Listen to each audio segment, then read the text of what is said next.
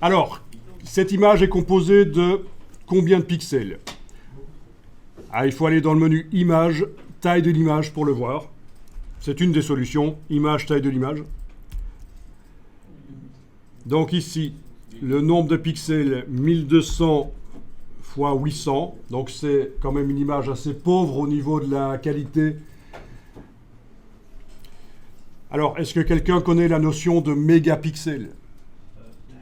Quand vous avez des capteurs sur vos smartphones ou sur les appareils photo, on vous dit c'est un capteur 8 mégapixels ou c'est un capteur 40 mégapixels dans le cas d'appareil photo.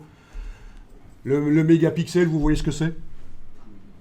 Le mégapixel, c'est le million de pixels. Quand vous avez une image qui fait 1 mégapixel, ça veut dire qu'il y a 1 million de pixels dedans. Si elle fait 40 mégapixels, 40 millions de pixels. Cette image-ci fait combien de mégapixels? Ça vous permettra de comparer avec le genre d'image que vous obtenez sur vos smartphones ou appareils photo. Il suffit de regarder quelles sont les spécificités du capteur. Voilà, j'ai un capteur 8 mégapixels sur mon smartphone. Si je prends les photos à pleine définition, il me fait des photos 8 mégapixels.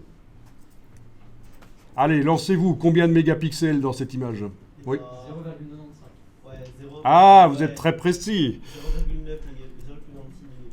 0,9. Exactement, ça doit être à peu près ça. Moi, j'aurais dit juste 1 mégapixel, j'aurais arrondi. Mais en effet, si vous multipliez le nombre de pixels en largeur et en hauteur, et là, j'ai pris mon instrument de capitaliste, je multiplie 1200 fois 800, on obtient 960 000 pixels. Oui, donc c'est une image presque 1 mégapixel, quoi. Comme tu disais, 0,96 pixels. Voilà, presque 1 mégapixel. Donc déjà, voilà, une notion que vous ne connaissiez pas, le mégapixel qui permet de... Ben voilà, quand vous prenez des photos, d'obtenir la meilleure qualité possible sur votre appareil photo, sur votre smartphone, en demandant le maximum que ce que le capteur peut produire.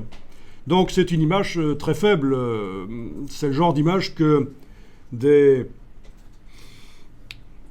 smartphones d'il y a quelques années ou des appareils photo d'il y a 10 ans faisaient, 10-15 ans. Donc c'est assez faible.